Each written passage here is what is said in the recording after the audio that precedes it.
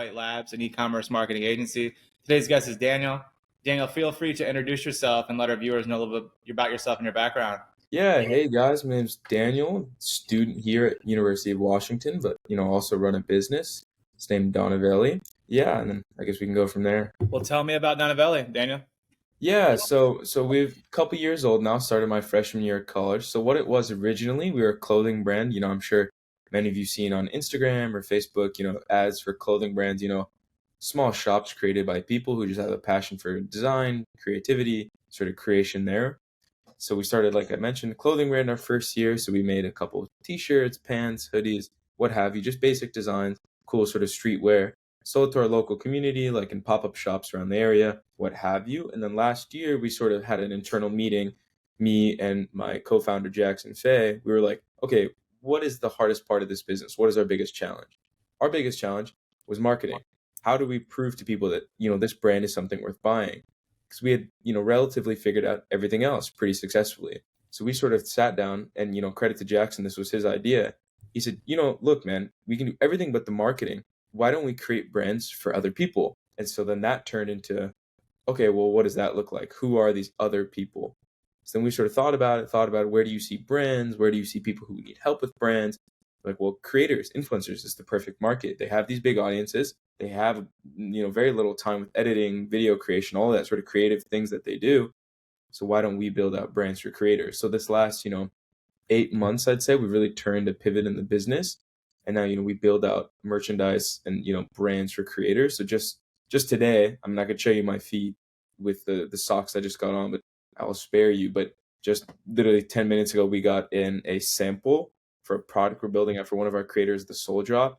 And we're making out like a sock brand for him, essentially, because he's an athletic shoe basketball YouTuber. So yeah, so that's sort of what we do now. We build out, creators' merchandise lines. Awesome.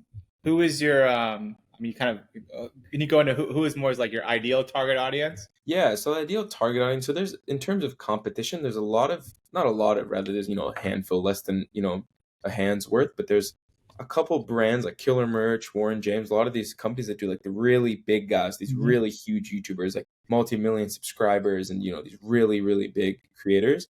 We sort of try to stick in the smaller market. So like around 250,000 subscribers, that's about the low, or maybe like 100,000 is about the lowest you can go, still see sales numbers. And then we try to, 1 million is our high end. So between like 100,000 and 1 million subscribers is where we find we want to, really focus on these middle market, smaller creators that still have that passion and are sort of just themselves, maybe an editor, and they're really trying to build out a brand, not just, a lot of merchandising companies with this influencers, they just put like a single word on a hoodie and that's what they sell. We really try to build out a brand and something, specific to a creator.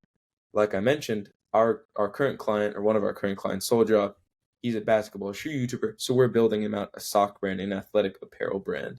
So that's, a good example of how we try to really make something that can sort of last longer than the creator's channel. Awesome.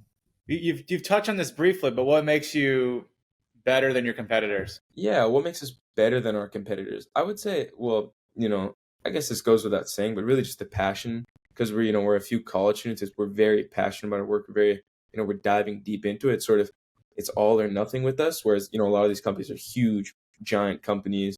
People are there to get paid. Their work is reflective of their paycheck. So that's sort of, goes without saying. It's, we have that passion, we have that drive. But also say in terms of like the business level, it's sort of the business model that we use, which is why this is relevant for smaller market creators. So, the big guys, they do really, really unfair profit shares, and they also charge like retainer deals. It's like you're paying these guys, multiple thousands a month to run your merchandise site. On top of that, they're taking like 70% of take home. What we do is we offer sort of a risk-free project for our clients. So it's like, hey, nice to meet you. We shake hands, sign a preliminary contract. And all that says is that, okay, so we're going to come up with a first project for you. Let's say you're a gaming creator. We're going to build out a product line of mouse pads, and we're going to see how this first project goes. They pay no cost. So we build them out their website, their branding, so logo, brand guide, website, and essentially, and we build out a whole company for them. And then they pay nothing. They don't pay, the fees. They don't pay us a retainer, nothing. So then we build them out, we publish it to their audience. We like that our creators are in charge of marketing, but we assist them. And then from there, they put it on their website. we publish it, and then we quite literally just take 50% or less of take home profit.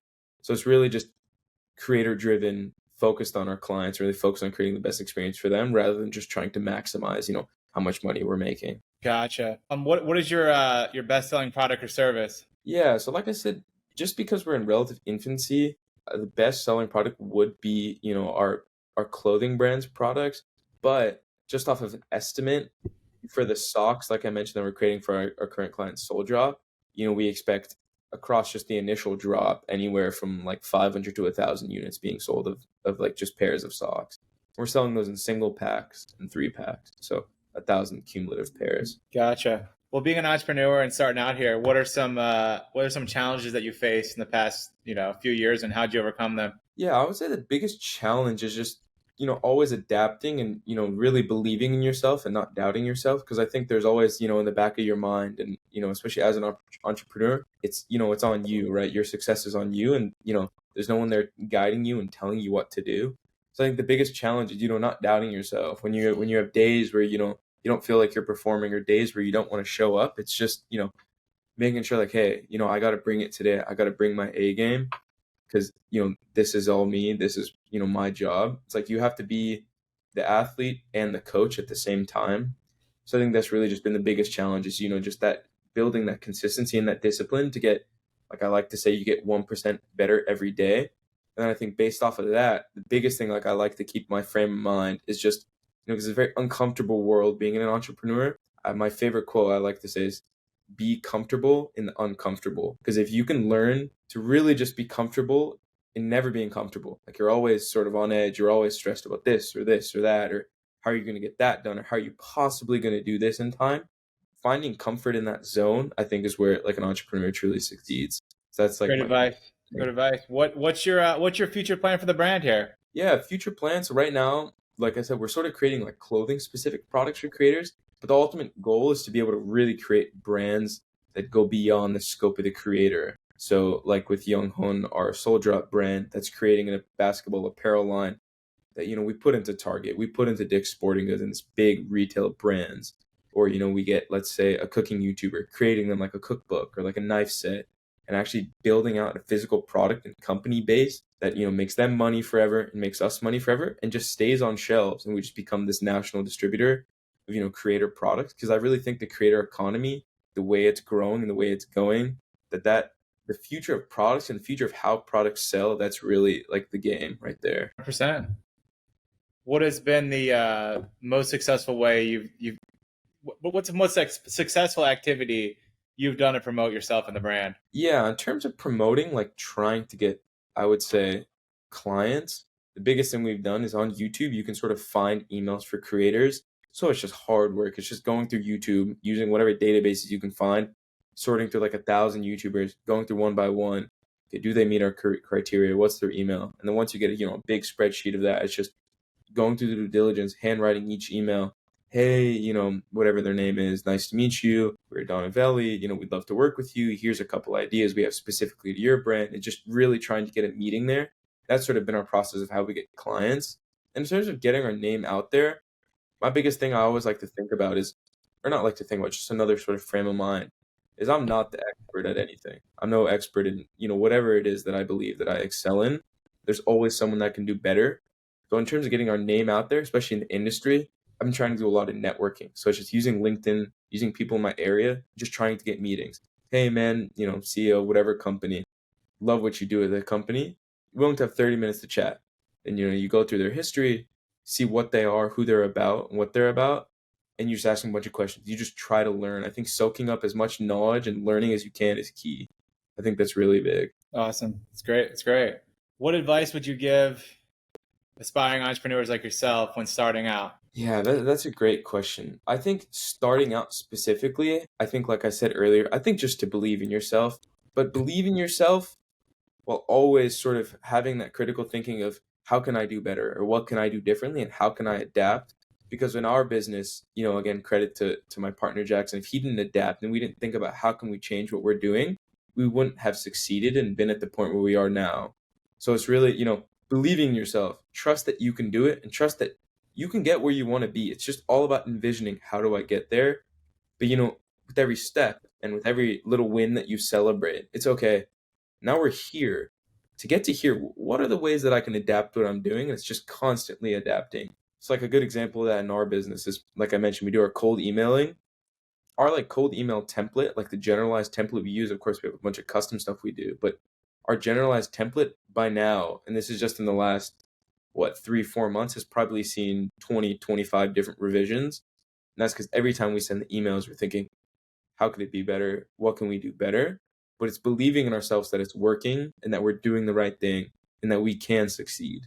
So I would really say it's, believing in yourself, trusting that you can do it, but also understanding that, things take time to adapt and to, always try to think of how you can do something better. Great advice. Great advice, Daniel.